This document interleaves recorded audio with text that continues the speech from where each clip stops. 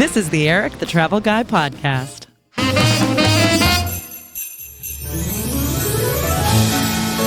Yes, the Christmas music is going because it is that time of year. It's already November. Welcome to the podcast. I am Erik Hastings. Well, I love this time of year. I'm so excited to be here because this time of year, you know, the weather turns on us. We start making chili. We start putting up the Christmas decorations. We start thinking about this is the year. I'm going to make my own rolls at Thanksgiving. Who's coming over? Where are we going to watch the football games? We have got an amazing program lined up for you today because our expert in the VIP Spotlight today is all about insider tips if you're going to be flying this holiday season. It's going to be huge. You're going to want huge. That's a sore subject. Everybody calm down. For some of you, it's a problem. All right, hold on. Travel's not political. Let's just say it again. Travel's not political. All right, take it easy. Anyway, you're not going to want to miss the guest today. Plus, this time of year, you'll start seeing more stories about the Christmas markets. Now, I'm not saying that it's too late, but for most of you, it's probably already too late because these Christmas markets are pretty incredible, and they are all over the world. Germany, Austria, London, Moscow. There's a couple in small ones in New York. There's one in Chicago.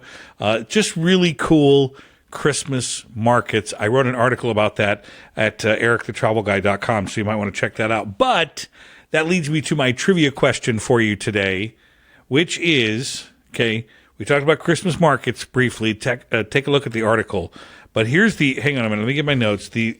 Where is the world's largest Christmas store?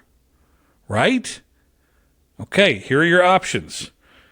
Is the world's largest Christmas store, now think carefully about this, is it in A, Vienna, Austria, B, Bloomington, Minnesota, that's home to Mall of America. Oh, I may have said too much. C, Frankenmuth, Michigan, or D, Hamburg, Germany? Yeah, it's a good question, right? That's what I thought. Well, that's what I thought. That's why I asked it. What are you talking? Okay, fine. Anyway, back to you. That's enough with you over there. All right, the correct answer, the world's largest Christmas store is located in Frankenmuth, Michigan. Mm-hmm. Some of you may have heard of it. It's called Bronner's Christmas Wonderland. I have been there. It is truly a spectacular sight to behold. And when I say that, I have some stats. I have highlighted a couple of them I wanted to share with you. The reason I share it is, first of all, it started in 1945. Okay, it's been around almost 100 years. Okay, so starts in 1945. It is the world's largest Christmas store, covers 2.2 acres, which is about 1.7 football fields. Okay, nearly 2 football fields. Covers 27 acres. Okay, a total. All right, that's the entire complex. You've got life-size fiberglass nativity set. Okay, life-size. They've got 1,470 parking spaces. The electric bill alone is about $650 a day. They've got 100,000 lights illuminating the half-a-mile-long Christmas lane every holiday season. Many of the items are under $10. 2/3 sell for under $20. Decorations and gifts from 25 nations are displayed. I know, it just goes on and on. Listen to this. More than 300 decorated Christmas trees are on display, or actually decorated trees, on the sales floor. 2 million guests, 2 million, go through the door annually.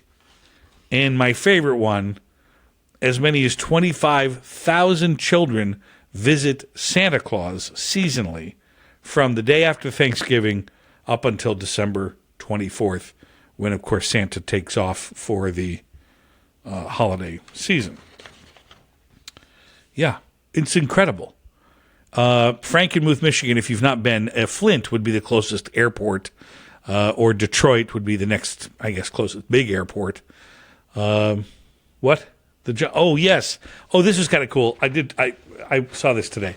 Believe it or not, movie star John Wayne ordered a Santa suit from Bronner's via telephone on December 15th, 1976. Can you imagine what that phone call sounded like? That's pretty cool. I'm going to need a Santa suit. Yes, that was, what do you mean? That was my John Wayne impersonation. Yes, it was. It's about as good as it's going to get. So there you go. Well, and this, too, okay, I know we have to go to break because I know our guest is getting ready. But did you see this, too? In West Stockbridge, Massachusetts, the Rockefeller Christmas tree was cut down, or the Christmas tree that would become the Rockefeller Christmas tree. It is a 74-foot Norway spruce. It was spotted by the Rockefeller Center tree spotters back in 2020. It was planted 67 years ago. It was cut down on November 7th in Stockbridge, Massachusetts. Let's see here. This will be the first time the Rockefeller tree has been selected from the state of Massachusetts since 1959. And by the way, if you haven't been to New York City at Christmas time, it's really, well, if I use the word spectacular, it's going to sound a little trite, but I'm telling you, it is spectacular. I love that time of year. I love the caroling. You know, you're never far away from Christmas caroling going on. And everywhere you look, it's decked out. It's just, and you go to Rockefeller Center, you go see the Rockettes. I mean, you go see the Rockettes. Come on, at Rockefeller Center, it's just like, you know, it's, I don't know. It's just one of my favorite things. If you've not done it before, put it on your bucket list. It is kind of expensive that time of year. They jack up the hotel rates. But the guy, listen, I got to find the guy's name.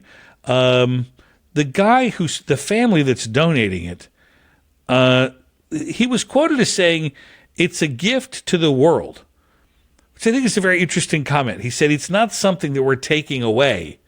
It's something that we are giving."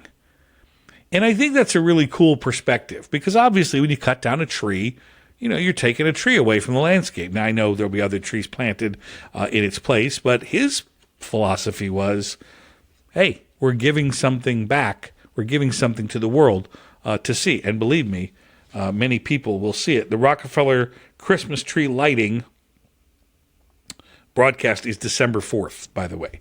And that'll stay up through mid-January, which is pretty cool. All right, we'll take a short break because then we'll return if you are traveling this holiday season or if you're traveling anytime soon. You should stay here for our VIP Spotlight guest with travel tips to travel successfully and stress-free this holiday season. That is on the Erik the Travel Guy podcast. He is with us next. Stay right where you are. This is the Erik the Travel Guy podcast.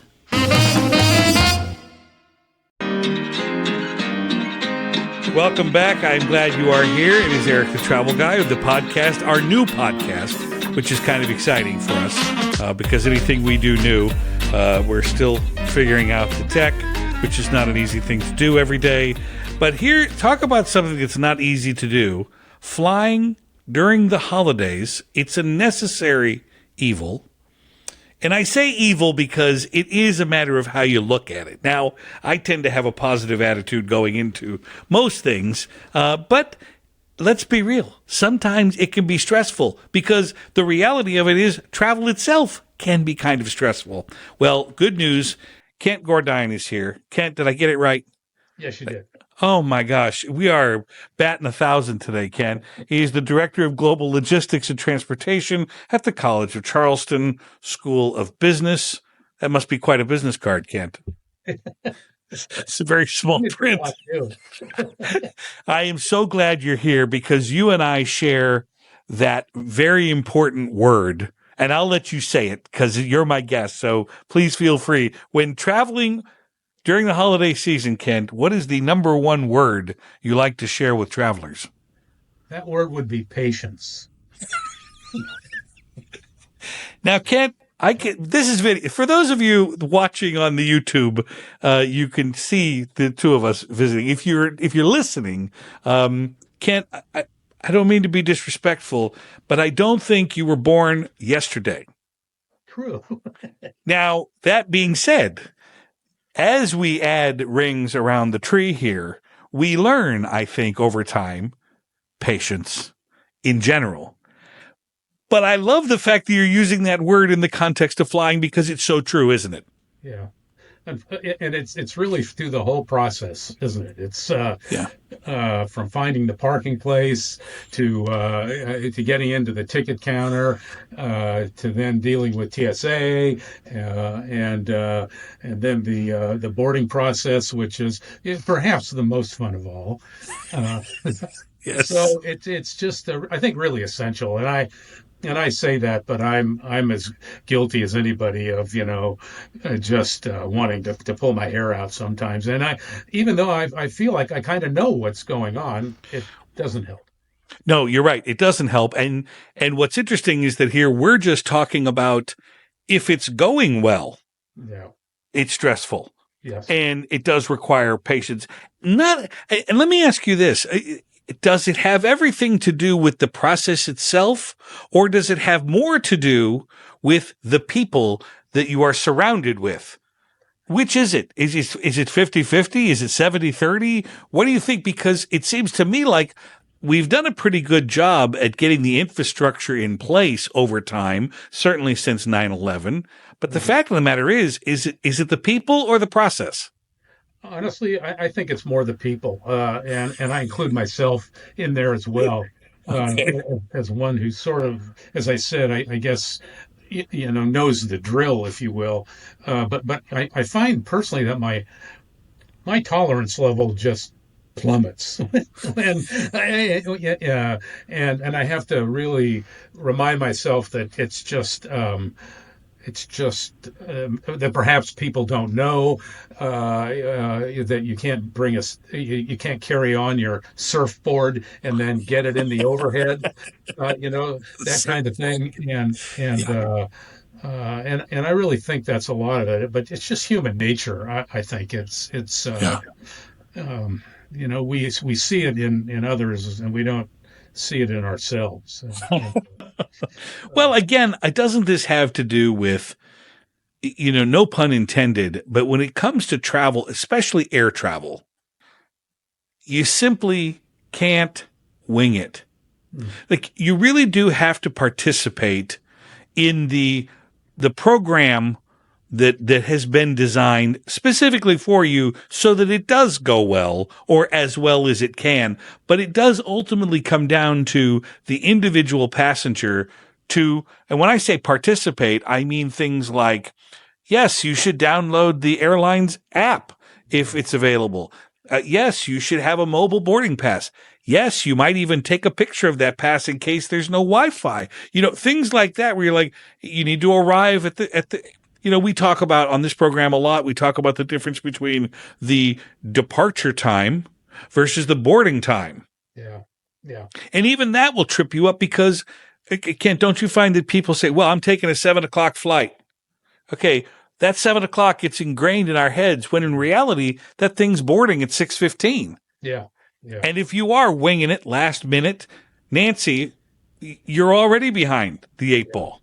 Well, those days of arriving at the airport 45 minutes prior and expecting to sprint to the gate, those are long gone. And yet people still do that, I think. They do. And it's so true because then you think, for those of us that have TSA PreCheck and global entry and clear, people ask all the time, is that something that the average traveler should do? Kent, what do you tell them when they ask about TSA PreCheck and versus global entry? Yeah, I really think TSA PreCheck is really essential. It's not that expensive, and In fact, just my wife and I were in New York a couple of weeks ago.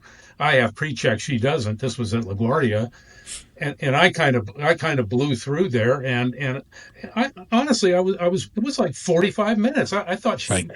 she'd maybe just given up, and it wasn't, it really wasn't anything. It just was that there were a lot of people, a lot of Just people. the people. Yeah, It is a good thing that people are traveling. That's a good thing. I like it when people get on airplanes. I know it's expensive and it's problematic and you have to take time off for work, and I get it.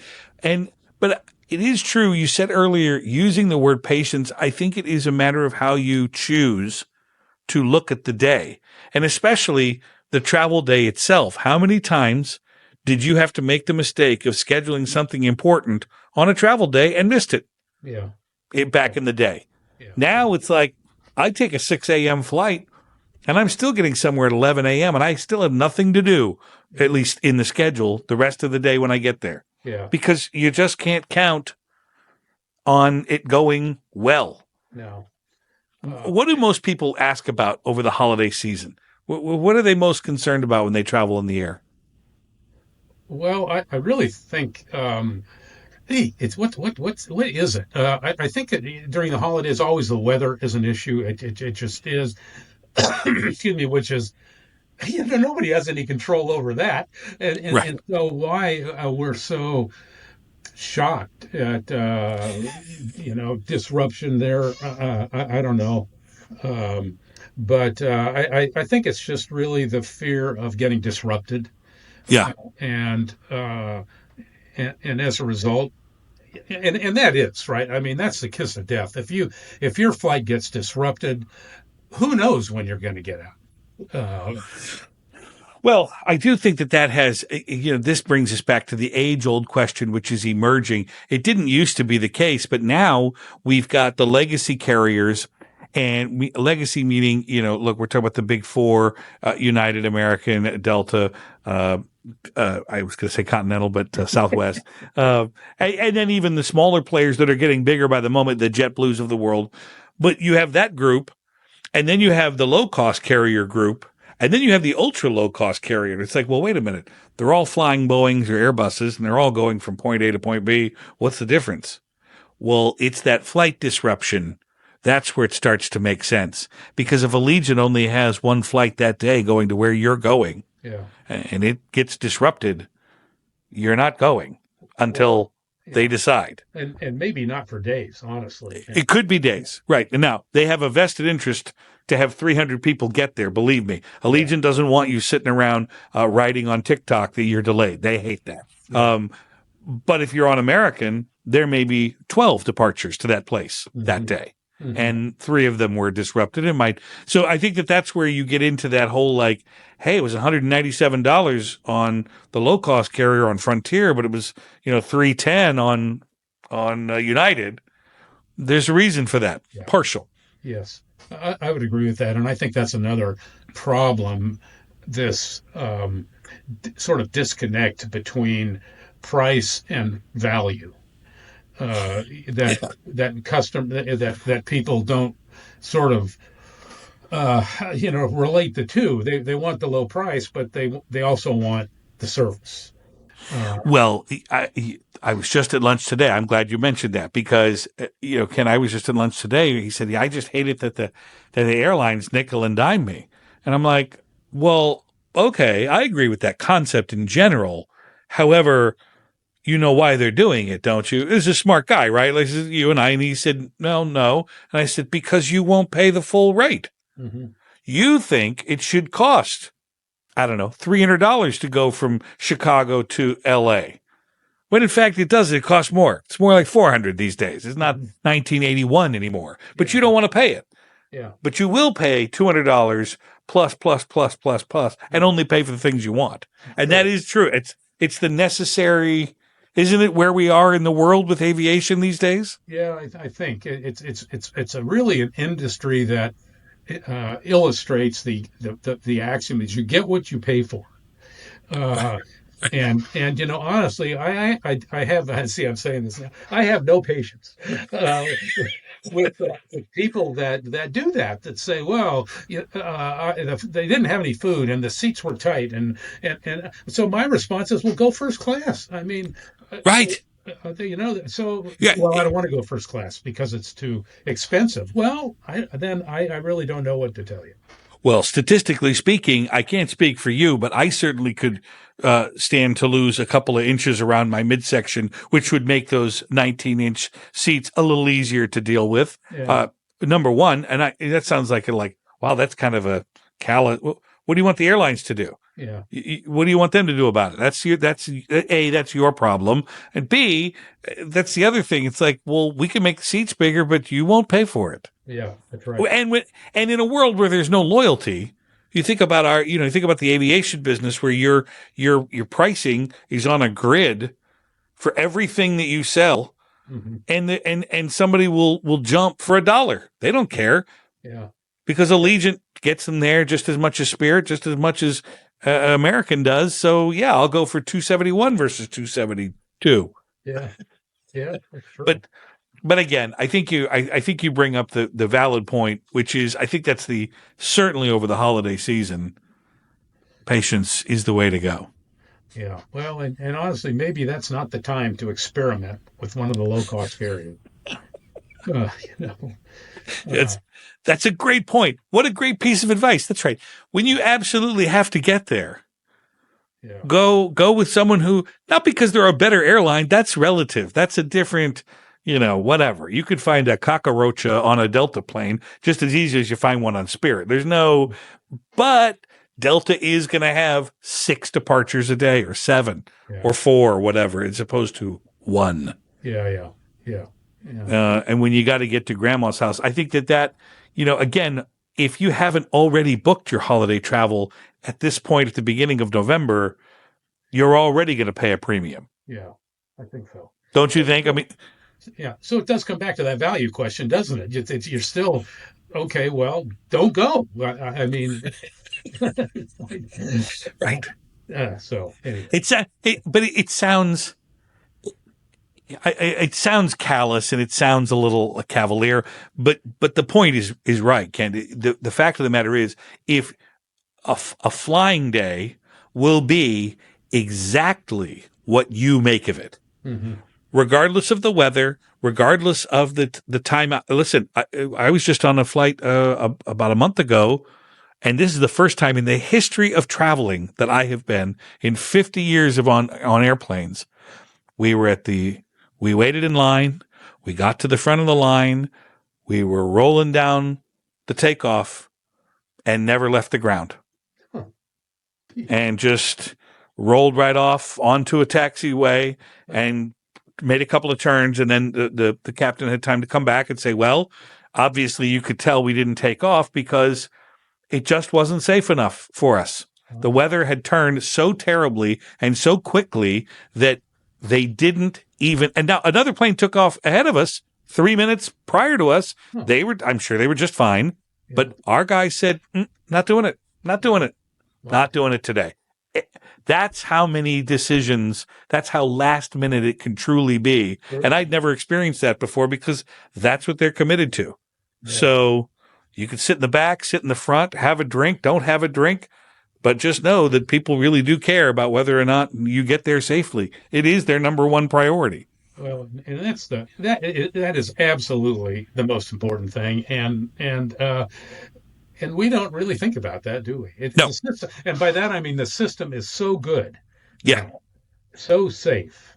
Yes. The airplanes are so good that you're right. It just never happens. No, and you know what? I know we have to go because this isn't an hour long. I knew this was going to happen, Ken. This is going to have to come back because we could talk about this. But again, that's so true. If you want to know how efficient commercial aviation is these days, here's a little tip for you.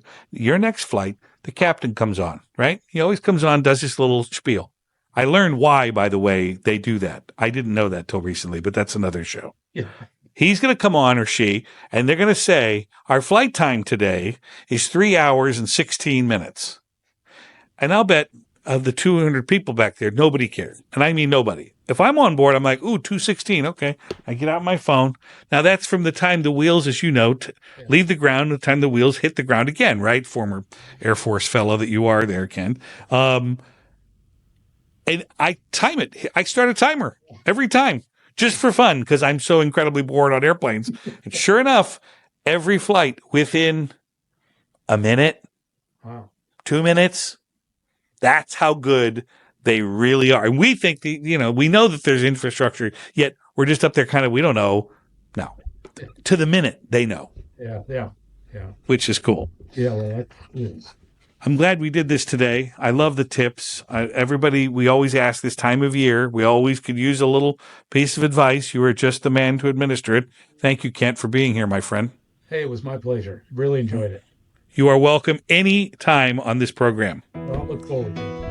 And fortunately for me, we're done for the day. That's it. I'm going, speaking of, I think it's wine o'clock over here in the studio. So thank you. See you later on. Great meeting you. This is the Erik, the Travel Guy podcast.